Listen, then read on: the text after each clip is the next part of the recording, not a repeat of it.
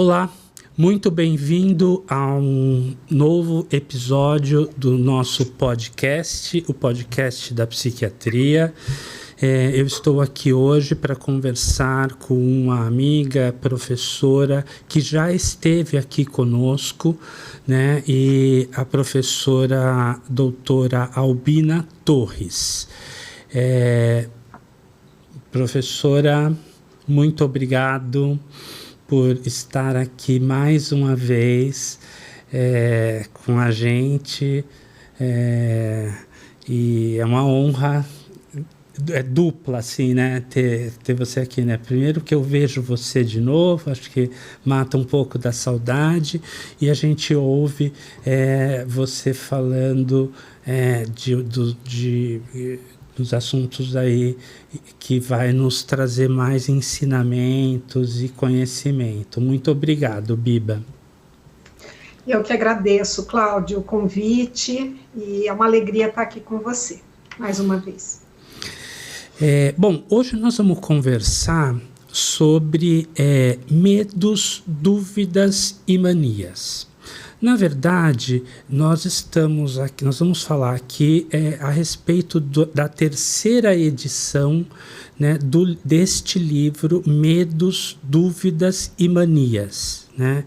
Esse livro que foi escrito pela professora Albina Rodrigues Torres, o Daniel Lucas da Conceição Costa, o Marcelo Roster, o Eurípides Miguel e a Roseli Shift. É um livro sobre a orientação para pessoas com transtorno obsessivo-compulsivo e seus familiares, que está na terceira edição. Nós vamos pegar aqui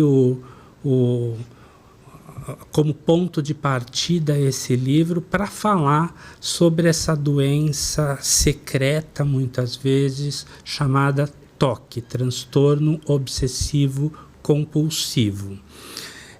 Eu quero, em algum momento vai aparecer aqui na tela a capa do livro para vocês terem ele aí para procurarem, enfim. E eu quero começar conversando com a Albina. Como foi assim a história desse livro, Biba? Ele está aí na terceira edição, né? É um livro de sucesso, né? Assim, tem uma linguagem bastante acessível, mas muito fiel às evidências científicas, às boas práticas, né? Não podia ser diferente com um time desse, né? E hoje ele está na sua terceira edição. Como foi a história? O que essa edição traz de novo? Então, Cláudio, a primeira edição desse livro é de 2001. Então, quando a gente montou aqui em Botucatu um ambulatório específico para atender pessoas com transtornos obsessivo-compulsivos, com transtornos de ansiedade, e a gente começou a fazer grupos psicoterápicos para pacientes com TOC, a gente sempre dava as mesmas informações, assim, repetidamente, as mesmas explicações para os pacientes e para os familiares. O que é essa doença, como é o tratamento, o que ajuda, o que atrapalha, qual que é o mecanismo que mantém os sintomas. E aí, numa determinada época, eu tive a ideia, liguei para o Eurípides, professor Eurípides Miguel da USP, que é meu amigo também, estudioso pesquisador, né, e estudioso dessa área, e eu falei para ele, né, Eurípides, se a gente escrevesse um livro para pacientes e familiares, explicando, né, o que é o problema, enfim, um livro de psicoeducação mesmo, né? Ele falou, olha, eu acho a ideia maravilhosa, mas eu estou super ocupado, então se você assumir a frente, eu te dou todo o apoio, falo com a editora, enfim. E logo em seguida ele me apresentou para a Roseli Chavit, que trabalhava com ele, e a gente formou um trio aí para organizar a primeira edição desse livro. E a gente, desde o começo, trabalhou super bem juntos, se entendeu, convidamos outros colaboradores para o livro, e foi um livro que realmente se mostrou muito útil para muitos pacientes, né? Porque o toque é muito complexo, é muito heterogêneo, então, aí, mais ou menos 10 anos depois, a gente lançou uma segunda edição, e agora, mais recentemente, o Daniel Costa, que é um ex-aluno de Botucatu, ex-residente lá da Unesp de Botucatu, que agora trabalha com o grupo do Eurípides no Protoque, né? Ele falou, olha, nós estamos completando 30 anos de Protoque, e se a gente fizesse uma edição atualizada do livro, né? Ele já está velhinho, o que a gente pode modificar, né? E aí a gente incluiu o Daniel e o Marcelo Roxer também nessa organização e atualizamos, revimos, acrescentamos coisas que mudaram nesses últimos 11 anos, porque assim, a ciência, a psiquiatria, ela está em constante evolução, né, em constante mudança, né, coisas novas acontecendo, possibilidades novas de tratamento. Então a gente resolveu fazer e trabalhamos o ano passado quase inteirinho nisso, e eu acho que o resultado ficou bem bacana. Vou mostrar para vocês a capinha dele, que está aqui, ó. Ah, tá. A gente vai colocar a capinha dele ali na tela para os nossos... Isso, depois a gente coloca aí, ele está colocando ali, o Diego vai colocar para a gente. Uhum.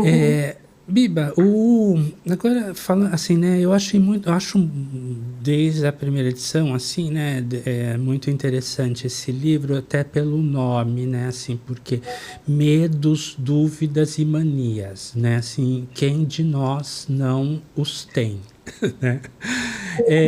Então, eu queria talvez começar por aí, assim, né, talvez a gente pudesse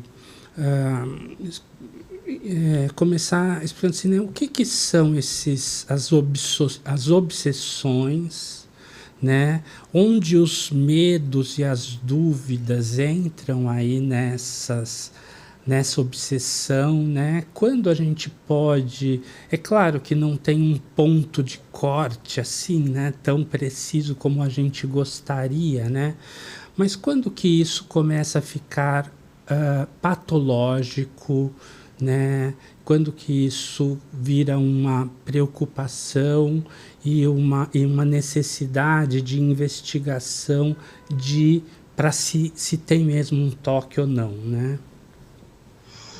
Bom, super bacana você ter trazido isso, porque, na verdade, obsessões e compulsões são fenômenos humanos, da mente humana, né, do comportamento humano, praticamente universais, então fazem parte da nossa vida psíquica, né?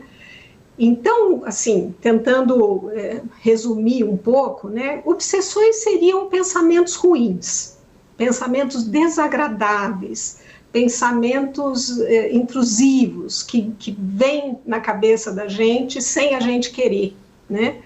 E eles podem, e todo mundo tem isso, evidentemente, né? E eles podem vir na forma de um pensamento ruim, que aconteça alguma coisa ruim, uma imagem mental ruim, desagradável, uma dúvida que não passa. Uma preocupação. Isso, uma preocupação excessiva que não passa. Um impulso que vem, um medo de fazer alguma coisa que eu não quero fazer. Então, uma característica do pensamento obsessivo é que ele é desagradável, ele gera uma sensação ruim, ele gera emoções ruins, ansiedade, medo, culpa, nojo, assim, é uma mistura de sensações ruins, tá? e que podem ter, na verdade, diversos conteúdos, né? Os conteúdos mais comuns dos pensamentos obsessivos são, por exemplo, obsessões relacionadas com contaminação, pegar alguma doença, com sujeira, obsessões relacionadas à violência, agressão, tragédias, pensamentos relacionados com conteúdo sexual ou religioso, mas não são, por exemplo, pensamentos agradáveis, estimulantes, relacionados com sexualidade ou com religiosidade. São pensamentos desagradáveis, ruins, que eu não quero ter, que eu não estão de acordo com os meus valores pessoais. Então, são pensamentos que causam culpa, ansiedade, medo, tá? E os mais variados tipos de pensamentos desagradáveis, né? Eu me lembro, assim, né, de algumas... Aliás, o livro, ele traz alguns depoimentos, né, de pacientes, né? Mas só para dar um exemplo, assim, né? Eu estou lembrando aqui de um paciente que jovem, super jovem, um menino de 20 e poucos anos, mas bastante religioso, assim, né? E ele ganhou um santinho da avó que ficava no quarto dele e tal, né? E ele tinha uma imagem dele chutando a santa, né? Isso gerava um grande desconforto. Como eu, que sou católico, que sou devoto a essa santa Nossa Senhora, eu acho que era Nossa Senhora, pude pensar nisso, né? São um dos exemplos, assim, né? Mas tem muitos outros, né? Esse é um exemplo super clássico, né? Então, é um pensamento que vem contra os meus valores, eu não quero fazer isso de forma nenhuma, mas esse pensamento invade a minha mente contra a minha vontade, causa um grande mal-estar. E uma característica muito importante do pensamento obsessivo, das obsessões de maneira geral, é que tem um paradoxo, assim, quanto mais eu tento não pensar naquilo, mais o pensamento vem, tá? Então, assim, é meio cruel isso, né? Porque, assim, quanto mais eu tento abafar o pensamento, com mais força ele vem, né? Então, assim, mesmo que seja um pensamento neutro, né? Isso para qualquer ser humano, se eu falar assim... a gente não pode, nos próximos 5 minutos, pensar em girafa, né? Vocês estão proibidos de pensar em girafa, né? Porque girafa é uma coisa, enfim, né? Mesmo sendo um pensamento neutro, a hora que eu tento não pensar em girafa... Você pensou em girafa. Né? Todo mundo cheio de girafa na cabeça agora, não é? Então, imagine que quando não é um pensamento neutro, quando é um pensamento, por exemplo, de algum acidente terrível com o meu filho, ou de uma doença grave com a minha mãe, ou de eu fazer alguma coisa terrível contra alguém que eu amo. Então, primeiro, assim, é natural a pessoa não querer pensar, lutar contra aquele pensamento, e quanto mais ela luta contra aquele pensamento, mais forte ele vem e mais mal-estar ele causa. Né? Eu lembro, Biba, de agora você falando, né, de um paciente que você supervisionou lá atrás, assim, né, enquanto eu estava indo, mas que a nossa formação é muito marcante, assim, para a gente, né, especialmente aí com que a gente tinha vocês, assim, tão perto, né, tão, de uma formação, assim, tão artesanal, né, a gente... que acho que é uma característica de Botucatu muito, às vezes, diferente de outras universidades boas e igualmente, mas tem tem uma característica própria, assim, né, da formação aí. E eu lembro de uma paciente que chegava atrasada na consulta e ela dizia assim: ai, doutor Cláudio, eu você não sabe o que aconteceu. Com crítica, né? Porque esse é um outro aspecto que a gente vai falar depois, né? Ela fala assim, não sabe o que aconteceu. Quando eu cheguei ali na porta do ambulatório, me veio na cabeça que ia, e para ir para as pessoas que não sabem, para ir até a faculdade de Botucatu tem uma estradinha, mais ou menos uns 5 quilômetros, Biba, assim, por aí, né? Uhum. E ela falou assim, na hora que eu estava passando na porta, me veio na cabeça que se eu não passasse 3 vezes de 3 na porta, eu ia sofrer um acidente. Só que eu não posso ficar passando 3 vezes assim, porque as pessoas vão achar que eu sou louca, né? Então, o que ela fazia? Ela pegava um livro, na época nem tinha muito celular, né? Assim, ela pegava um livro, ficava lendo o livro, né? Olhando para ver se esperava alguém, aí passava 1, 2, 3, e aí demorava, né? Às vezes 15 minutos para fazer isso, né? Mais ou menos, só para dar um exemplo assim, né, de quanto sofrimento isso traz, né?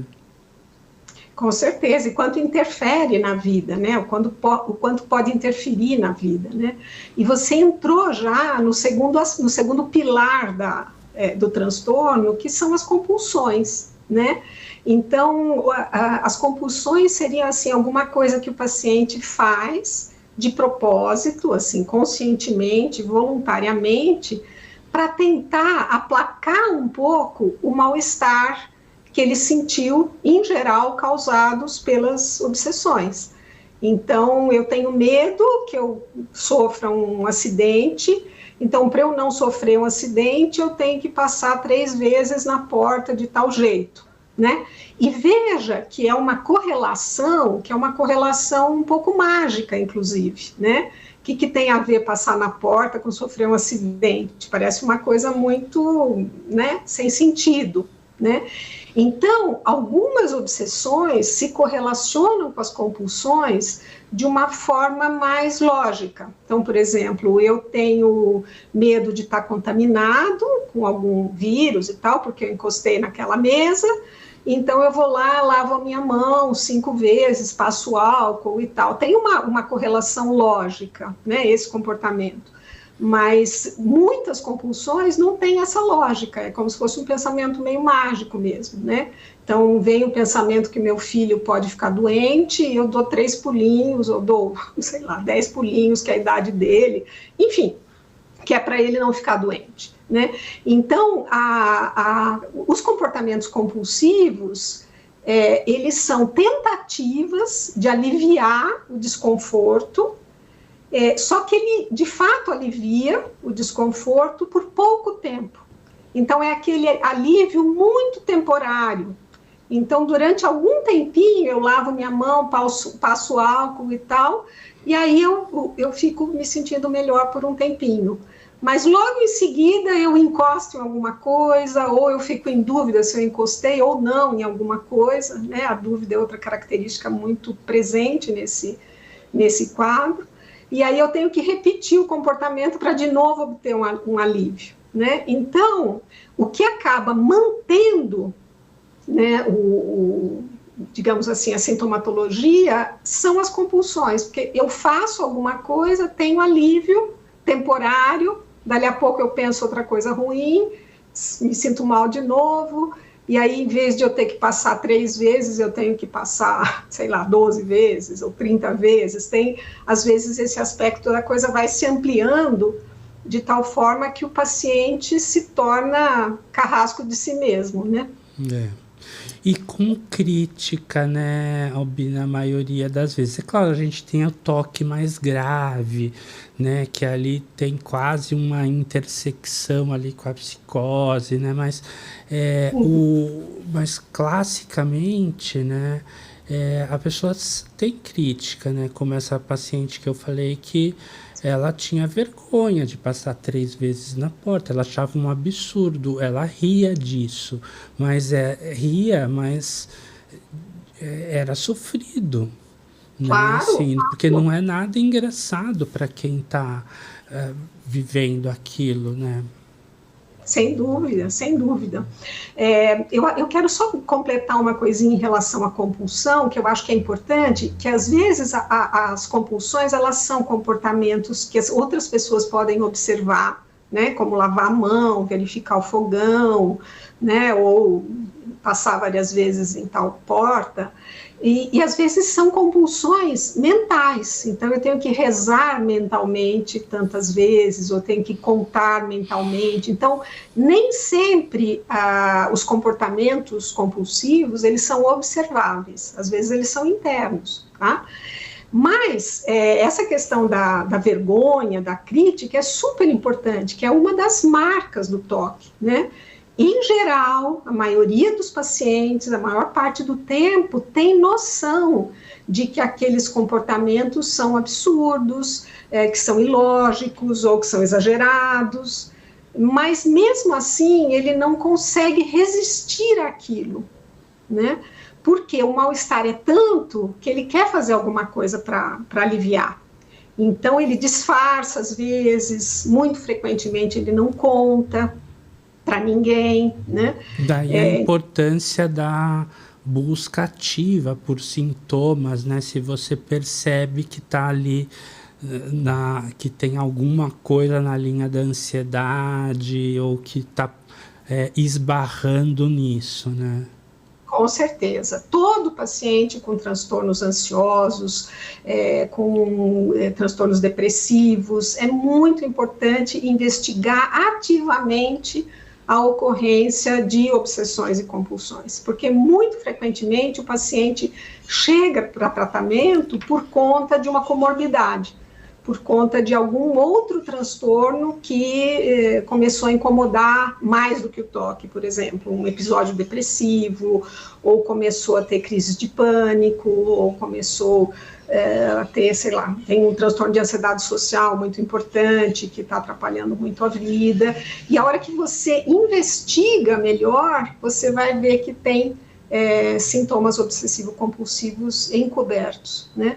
Porque é difícil para a pessoa falar abertamente, justamente porque, em geral, ela tem a crítica preservada, né? É claro que existem casos mais graves, como você mesmo falou, ou alguns tipos de sintomas que a crítica não é tão, em geral, não é tão boa, né? Então, pacientes que têm sintomas de compulsões de acumulação, ou que têm obsessões somáticas, de medo de doença, de achar que está com alguma doença, às vezes a crítica não é lá tão boa, tá? Mas a boa notícia é que com o tratamento, a capacidade crítica tende a melhorar.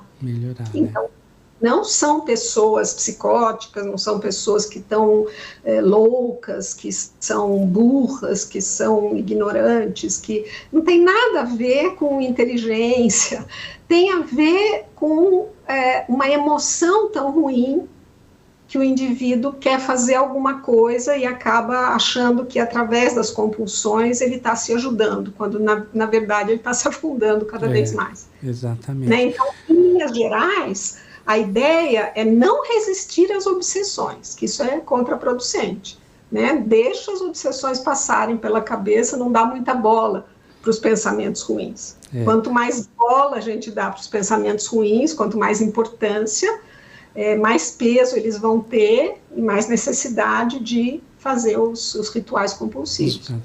Agora, eu queria só explorar essa questão que você falou das compulsões que às vezes são por pensamento, né? Isso não é incomum, né? E às vezes é mais difícil de você observar, né? Porque às vezes são pensamentos que, me corrija se eu estou certo, são pensamentos que recorrentes, em que a pessoa fica remoendo aquilo e às vezes tentando achar uma espécie de conclusão para um pensamento, né? Assim, por exemplo, lembro de um paciente que ele pensava muito sobre determinado aspecto né, que era, a gente podia dizer assim, que era uma espécie de dúvida do que decidir, né? E a compulsão era ter que achar uma resolução ali para aquele pensamento, que às vezes é até de ordem quase que filosófica, assim, né? Isso. Perfeito. Então, assim, alguns pacientes têm exatamente isso. Então, por exemplo, eu tenho um pensamento ruim e eu tenho que fazer uma reza de cabeça, sei lá, rezar de cabeça 5 Pai Nossos, até que aquilo, né, ou contar de cabeça, né, tal coisa, ou fazer contas de cabeça, né, ou realmente tentar resolver algum problema religioso ou filosófico que não tem fim, certo, né, errado, né? errado, que não tem. Eu falo assim que algumas vezes o sintoma do toque é como se fosse uma dúvida que não passa. É diferente da dúvida normal, por exemplo, eu estou em dúvida, todos nós temos, eu estou saindo de viagem, vou ficar 10 dias fora, será que eu fechei mesmo a porta de casa? Será que eu baixei mesmo o portão da garagem e tal? Então, esse tipo de dúvida, ela é compreensível, e eu posso até voltar uma vez ali, estou na esquina, volto, vejo, não, está tudo certo, vamos embora. Né? É uma dúvida que passa, né? Então a minha percepção do portão fechado resolve a minha dúvida. No caso do toque, não. É como se fosse, sabe aquelas torneiras que você fecha e ela, a hora que parece que vai fechar, ela abriu de novo. Isso. Então é uma coisa que da Gestalt, né? É como se não finalizasse, né? Não consegue finalizar. Então é uma dúvida que não passa. Então é uma dúvida, por exemplo, será que eu fechei a porta? Eu volto 30 vezes e eu não consigo ter certeza que eu fechei a porta. Então, é uma dúvida que não passa. E, às vezes, é uma dúvida mais irracional ainda. Então, por exemplo, será que eu matei alguém antes de sair de casa? Será que eu esfaqueei minha mãe antes de eu vir para a consulta? Sabe? Eu lembro de um caso também em que uma paciente chegava em casa de carro e ela ia checar se não tinha nenhuma mancha de sangue no carro que fosse sugestivo de que ela, por qualquer motivo, esbarrou em alguém e ela não viu e matou uma pessoa e não socorreu. Né? Olha que angústia, né? Isso. Meu Deus. Eu acho assim, são sintomas que às vezes realmente geram um nível de angústia, um nível de culpa, um nível de mal-estar que é assim, indescritível, né?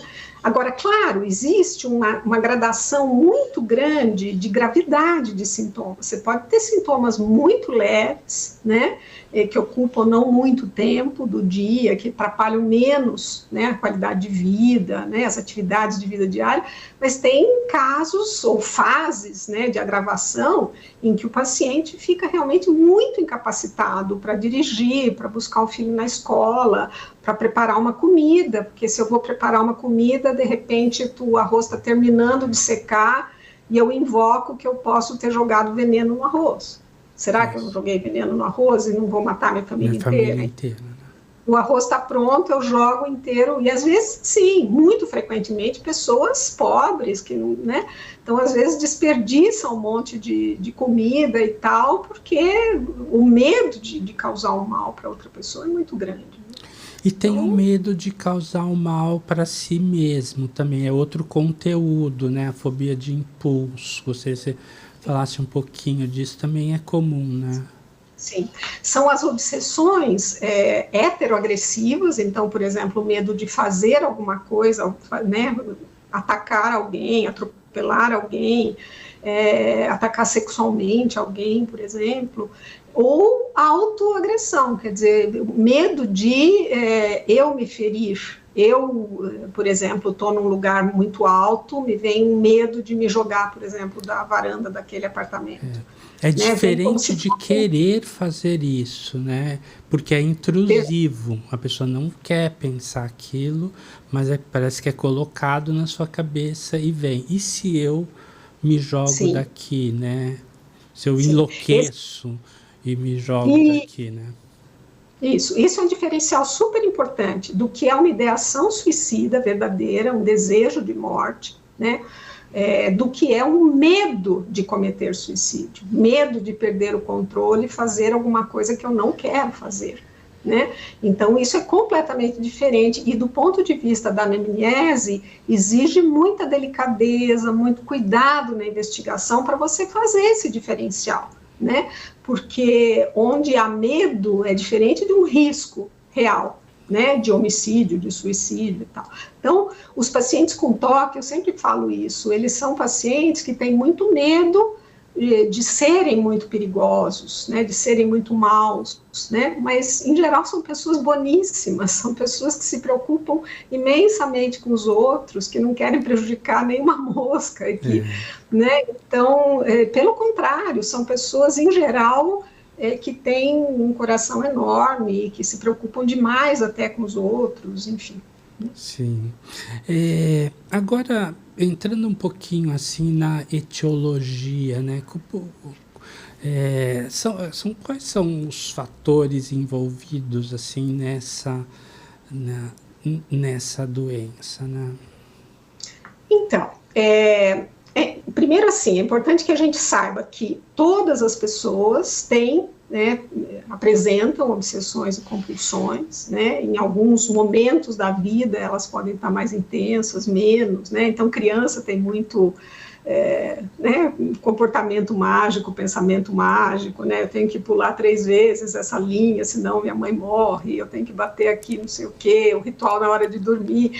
Então, assim, tem muitos comportamentos obsessivo-compulsivos que são bastante comuns, né, mãe que tem um bebezinho recém-nascido, pais, né, de maneira geral, mãe e pai, ficam cheios de pensamento obsessivo quando o bebezinho é pequenininho, né? Se o bebezinho está seguro, se não está afogadinho no berço, se está respirando, se... eu tô rindo porque me identifico, assim como pai velho que sou, né?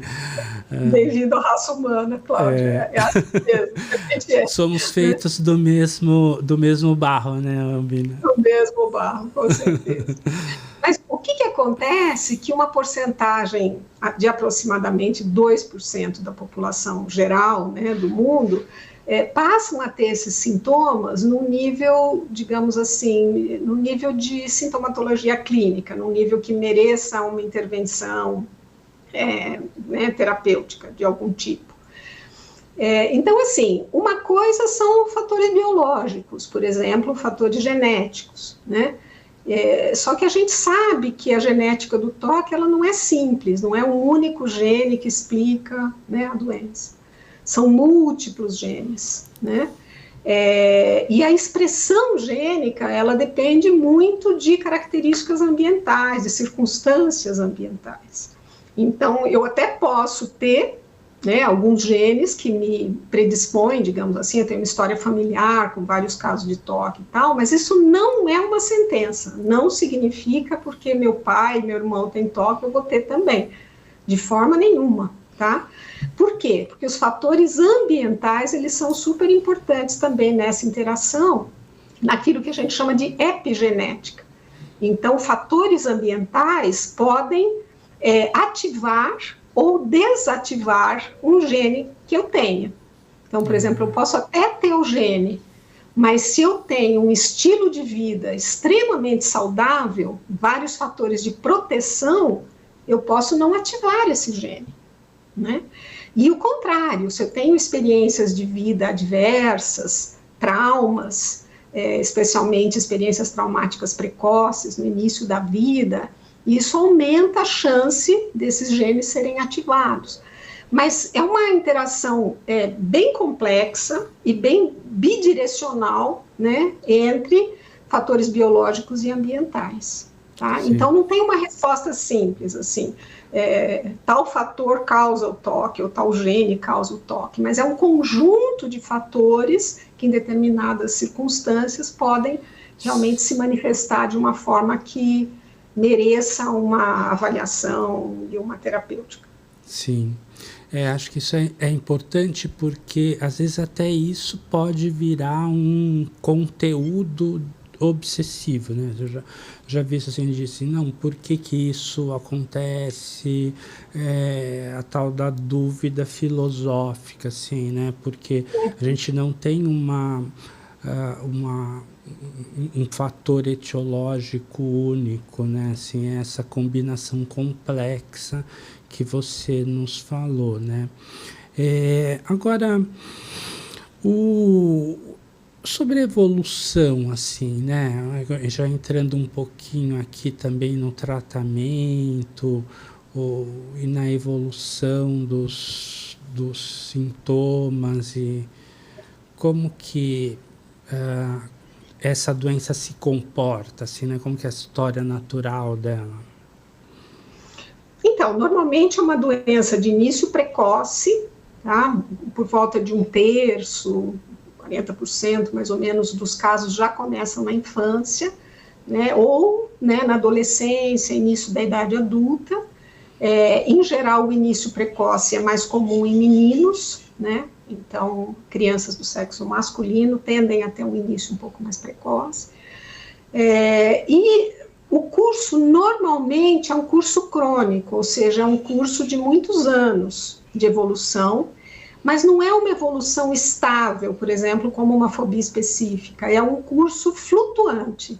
Então, é crônico, mas tem fases espontâneas, entre aspas, né, de melhora, piora, melhora, piora, tá? Dependendo um pouco das circunstâncias de vida, né?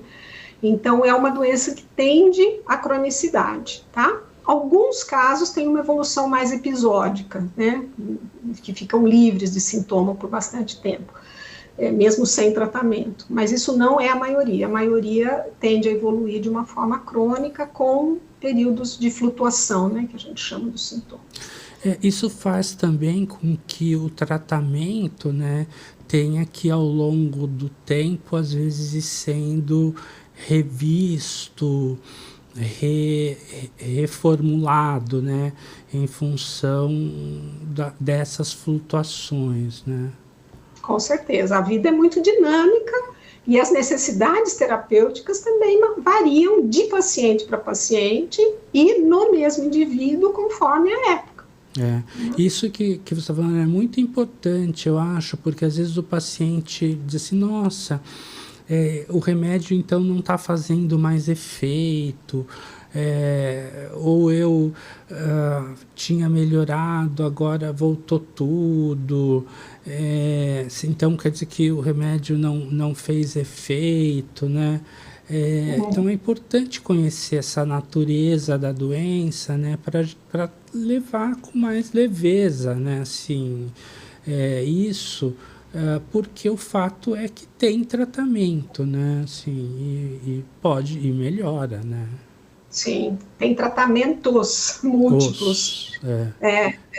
Eu acho que é importante a gente não colocar todas as fichas, todas as expectativas só na medicação, né? Porque, primeiro que a medicação, ela tem um efeito que é um efeito muito... melhora, né?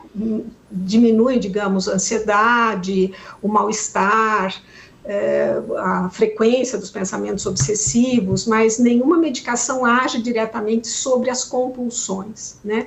Então, as compulsões, o paciente tem que ativamente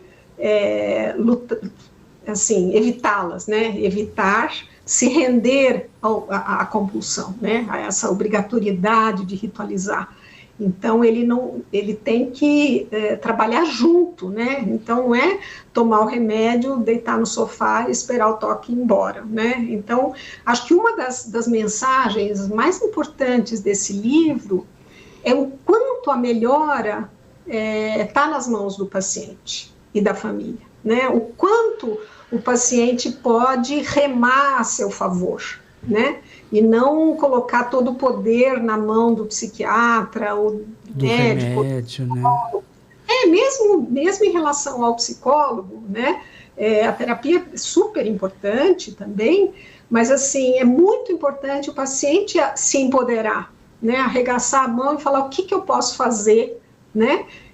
Para realmente ir fazendo com que o toque, que antes ocupava um espaço imenso da vida dele, às vezes dominava toda a vida dele, né, a maior parte das suas atividades, da sua experiência mental, vá ficando cada vez mais lateralizado, pequenininho, num cantinho da vida, e a vida floresça, né? Porque vai ficando mais gerenciável, assim, né, mais leve. Isso, mais secundário, sabe? Mais, né? Então, esse é o objetivo do tratamento, é que o toque não mande em você, né? Então, é que você assuma as rédeas, né, da sua vida. E a terapia cognitiva, você até tem um capítulo aqui do livro, né, sobre terapias cognitivas intensivas, né,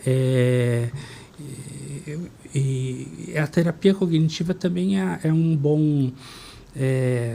É uma boa linha de tratamento, porque ela também dá essas ferramentas para o indivíduo usar por si, né?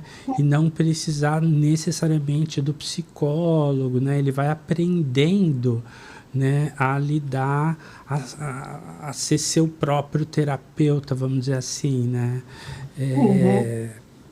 Então, do ponto de vista científico, o que a gente tem assim, é que a psicoterapia comportamental ou cognitivo-comportamental, né, que é a TCC, seriam as formas mais eficazes de lidar com os sintomas do toque, né?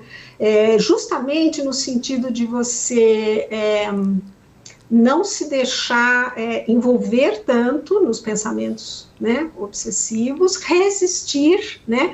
Então, a técnica básica é a exposição, então a pessoa é exposta àqueles estímulos que ela teme, com prevenção de resposta, ou seja, ela é estimulada a aguentar o desconforto e não ritualizar. Então, digamos assim, eu encosto a mão nessa mesa, eu fico em dúvida, eu fico com medo de estar com uma doença gravíssima, e aí a ideia é você não ir correndo para a pia, lavar 500 mil vezes a mão e tal, mas suportar aquele desconforto, primeiro para perceber que existe uma dessensibilização, né? As primeiras vezes que você enfrenta o seu objeto temido, o desconforto é 1000, né? A segunda vez é 800, né? Vai diminuindo o desconforto, e também porque você vai desconstruindo a crença, né, de que se eu não der 3 pulinhos, meu filho não vai chegar da escola vivo, né? Então, eu não dou os 3 pulinhos, né, e meu filho chega vivo da escola. Aí a segunda vez que eu não dou os 3 pulinhos, vai ser menos difícil. E eu vou desconstruindo essa relação, né, muitas vezes mágica, entre os sintomas.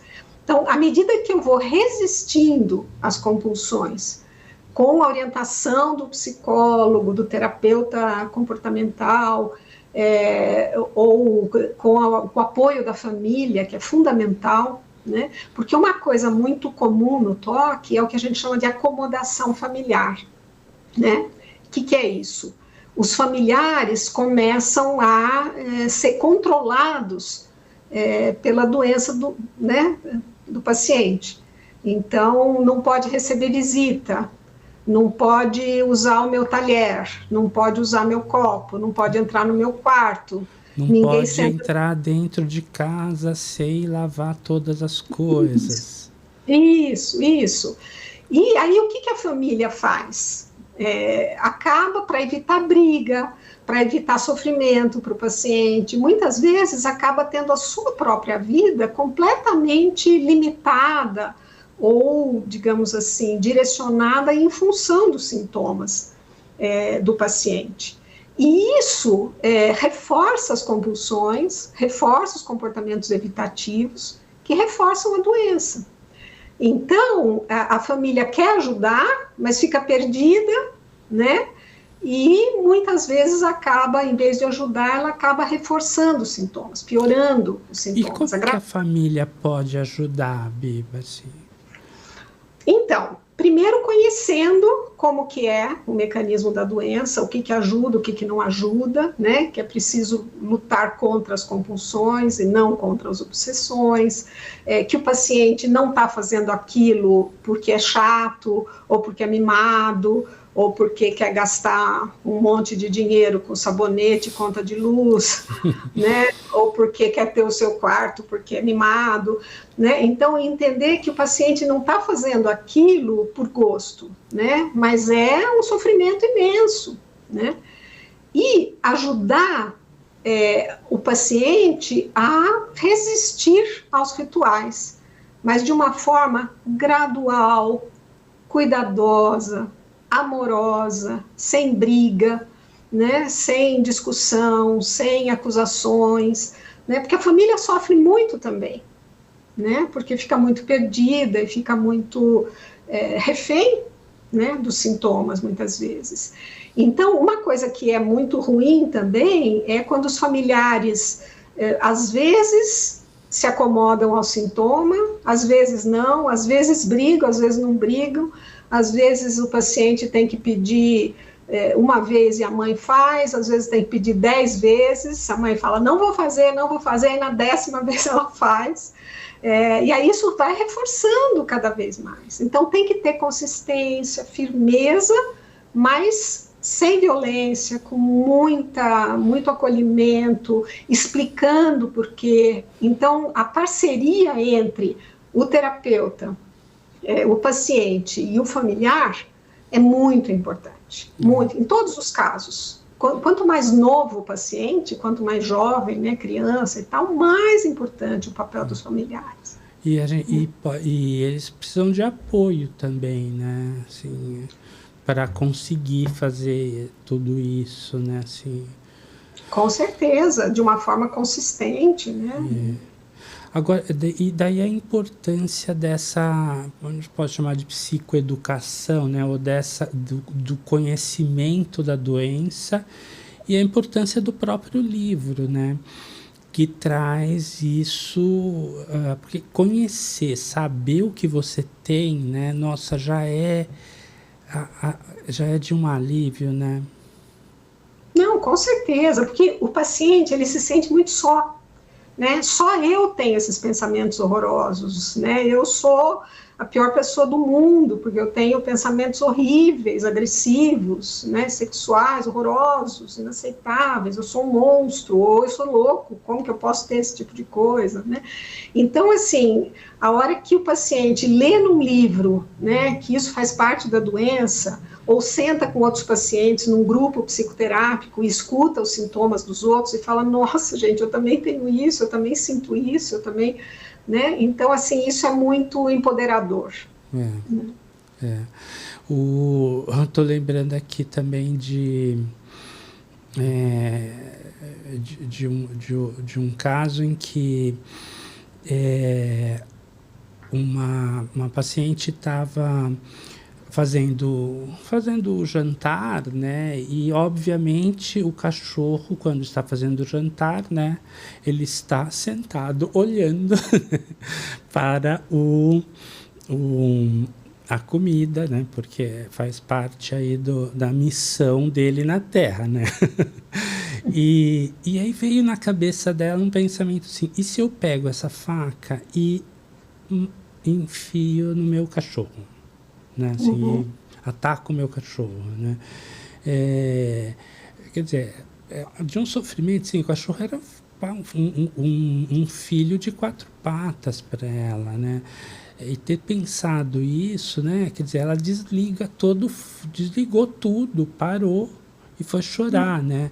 E o tratamento foi justamente esse que você vem colocando aqui, né? A gente fala assim, não, olha, vamos ali com calma, não é para parar de fazer comida, né? Não é para prender o cachorro lá fora para fazer comida, vamos... Aí você vai dessensibilizando, né? Acho muito essa sua experiência e instrução é muito importante, não só para o paciente saber, mas para os profissionais também, né, buscarem aí formação, né, para tratar disso. Agora, você fala aqui também, tem um capítulo sobre, que eu achei muito interessante, e acho que, se eu não me engano, esse capítulo não estava nas outras edições, que é estilo de vida, né?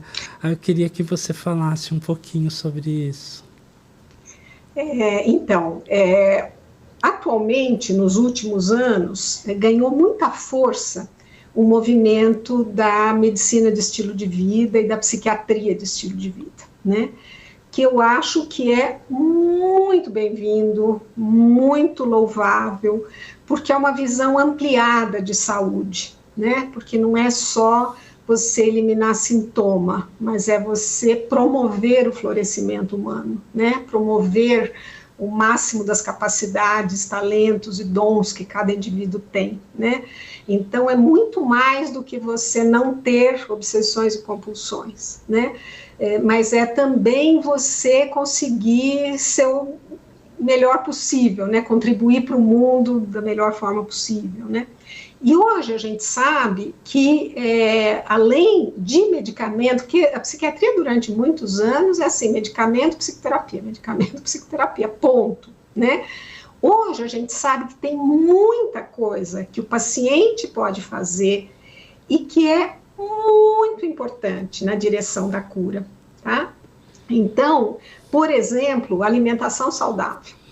Então, se eu tenho, por exemplo, uma depressão grave ou um toque importante, mas eu estou me alimentando né, de ultraprocessados, de fast food, de refrigerante, né?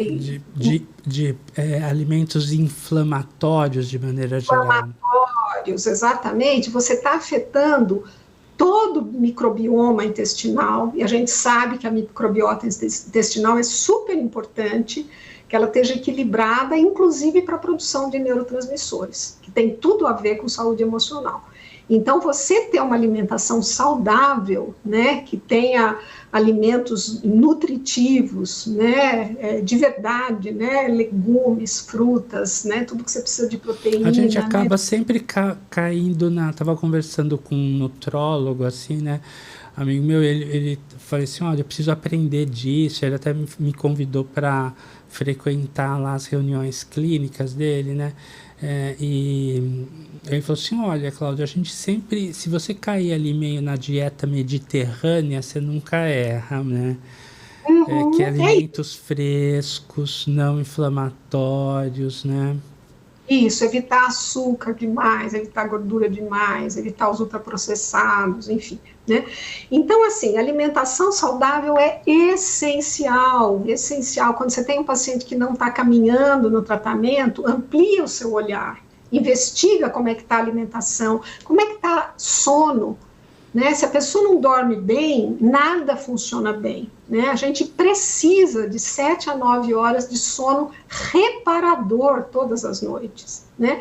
E assim, é no sono que toda a limpeza acontece, né, no nosso sistema nervoso. Então, assim, é fundamental uma higiene do sono adequada, horário de dormir, né? Todas essas coisas são fundamentais. Descanso, atividade física regular, muito importante, muito. Hoje a gente sabe que a atividade física regular é fundamental para aliviar sintomas ansiosos, depressivos, é remédio, Cláudio, né? Atividade física regular é poderoso. Então, né, combater o sedentarismo, atividades de lazer, fazer o que você gosta, contato com a natureza, tomar sol, tomar um pouquinho de sol todo dia, né? Sua esposa dermatologista não vai gostar muito, mas as pessoas... Pode, passando protetor solar, não tem problema. Precisa de alguns minutinhos sem protetor solar, alguns minutinhos, 10 minutinhos. Então, assim, muito, muito importante, bons relacionamentos, né, conviver com pessoas que te fazem bem, que te estimulam, que te apoiam, né, que te acolhem, que te ajudam, ter clareza dos seus valores, né, quais são os valores de vida, o que é importante para mim, né, viver de acordo com os seus valores, né. E outra coisa muito importante dentro dessa linha de estilo de vida manejo de estresse, né? Então, práticas meditativas, mindfulness. Mindfulness é, assim, muito importante para pacientes que têm TOC. Por quê? Porque quando você tem atenção plena, ou consciência plena, você contempla, você observa todo o seu movimento mental. Então, você cria um certo distanciamento em relação aos seus pensamentos, como se esses pensamentos fossem nuvens passando no céu. Então, a sua consciência é o céu azul. E os pensamentos, as emoções passageiras são nuvens passando pelo céu. Então, assim, você não embarca no pensamento, você não toma aquilo como uma verdade absoluta. Imutável, né? Imutável. Pensamento. Gente, se a gente parar para observar os nossos pensamentos, não tem fim, né? A nossa cabeça e a gente muda de pensamento, graças a Deus, né? O tempo todo. É um desfile de pensamentos, né? Alguns interessantes, outros absurdos, enfim. Mas, assim, você ou eu, nenhum de nós é os seus pensamentos. Claro. Os pensamentos são só pensamentos. A gente é muito mais do que os nossos pensamentos. Então, não embarcar no pensamento. Se eu pensei isso é porque vai acontecer. Se eu pensei isso é porque eu sou um horror. Não, é só um pensamento. Deixa passar. Né? Assim, contempla isso com amorosidade, sem um julgamento crítico muito forte. Eu não podia estar pensando isso. Não, acolhe, sem esse crítico interno tão severo, né? E a questão da autocompaixão, né? Então, assim, olhar para si mesmo com muita autocompaixão. Ninguém tem toque porque quer, ninguém tem pensamento ruim porque quer, ninguém tem comportamentos compulsivos porque quer, não são nada agradáveis, nada agradáveis. Então, assim, tratar-se como você trataria o seu melhor amigo que tivesse nessa situação. E não, né, se criticando, se chicoteando, né, aí você, além do sofrimento da doença, você tem o sofrimento autoimposto em cima da doença, que é o da autocrítica cruel, né. Então, tudo isso, se a gente somar tudo isso, né, atividade física, sono, alimentação, práticas meditativas, autocompaixão, propósito de vida, bons relacionamentos, lazer, natureza, se a gente conseguir ir implementando essas coisas na vida, isso tem um impacto positivo fantástico, fantástico. Então, vai turbinar os resultados do tratamento, né? Eu acho isso muito bacana porque empodera, né? Empodera assim, e amplia, né, essa visão de que o tratamento é só medicamento e etc, né? Então, assim, viver saudavelmente também é saúde mental, né? Não é só para você não ter infarto, né? Para não ter depressão, para não ter ansiedade, né? Estresse, né?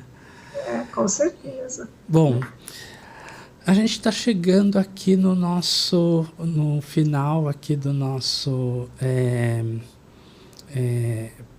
podcast, né? Eu acho que a gente não conseguiu colocar o livro aqui, mas se você quiser mostrar... já apareceu a imagem do livro? Isso. Tá, legal. Esse medos, dúvidas e ansiedade, né? Então medo, dúvidas e manias, desculpe, né? Então, muito obrigado, Biba, acho que foi uma aula, como sempre, assim, né? A sua didática é excelente, é um prazer estar aqui com você, né? E quero dizer aqui para os nossos telespectadores, para os nossos seguidores aqui, né, que se conhecer alguém que possa se beneficiar desse conteúdo que é de altíssima qualidade do ponto de vista científico, do ponto de vista de boas práticas, né? Compartilhe esse vídeo, indique o livro, né? Porque, claro, a gente falou aqui do livro, mas tem muita coisa no livro que a gente não conseguiu falar aqui, né, Biba? Com certeza, tem inclusive um capítulo só de depoimentos de pacientes que está belíssimo, e o último capítulo tem muita orientação de como procurar ajuda, sites interessantes, outros livros que a gente recomenda. Então é um conteúdo que eu acho muito útil mesmo, e que espero traga bastante empoderamento, bastante esperança, né, para quem sofre com esse quadro que é tratável, entendeu? Dá para melhorar muito. Os tratamentos estão cada vez mais evoluindo, não só do ponto de vista farmacológico, mas as abordagens psicoterápicas também, outras abordagens biológicas. Então, muita clareza de que é possível mudar, né? Que ninguém é o toque, né? O toque é um pedacinho de tudo aquilo que a pessoa é, e ela é muito mais do que seu toque, ela é muito mais forte do que o seu toque, e sempre vai ter um tratamento que é o ideal para ela naquele momento, e que vai, sem dúvida nenhuma, aliviar o sofrimento. Muito obrigado, Biba, mesmo aí pela sua participação. Se você quiser deixar um recado final, né, é um prazer, né? Quando você estiver aqui por São Paulo, me avise para a gente marcar um jantar. Tô com muita saudade de você, de todos aí, né? Assim, a Botucatu não tem como, né? Assim, ela é uma parte de mim, assim, né? As pessoas e a própria instituição. Com certeza. E os residentes que saem daqui, os alunos que saem daqui, são parte da gente também, né? Que se espalham, e a gente fica muito orgulhoso, muito feliz. Não, eu queria só não deixar de agradecer aos colegas do Protoque, né? Eu acho que eu devo muito ao professor Eurípides Miguel, a Roseli Chavite, agora os mais novos, né, o Marcelo e o Daniel, porque, assim, foi um trabalho muito bacana a gente fazer junto, né, em tantas mãos, mas que foi muito gratificante. E eu acho que desde sempre, há décadas, na verdade, a gente tem uma parceria de pesquisa e de trabalho conjunto que é muito gratificante, é muito pautada na colaboração, no respeito, e eu acho que é a marca do professor Eurípides como líder, né? É um líder muito generoso, muito agregador, muito respeitoso, e que conseguiu construir um grupo de pesquisa cuja marca é isso, né? A marca o objetivo é aliviar o sofrimento do paciente, colaborar, né, trabalhar com respeito, e eu acho que essa marca que ele deixou no Protoque, os outros líderes do Protoque mantiveram, né? Então é um grupo que eu adoro trabalhar junto, e sou muito grata por essa parceria, né, por essa colaboração de tantos anos, né? Sem dúvida, acho que essa é um time aí de peso, né? Bom, então, muito obrigado, né, Biba, e muito obrigado a você que nos acompanhou até agora, né? Obrigado aí pela sua audiência, e até uma próxima. Tchau, tchau. Obrigada.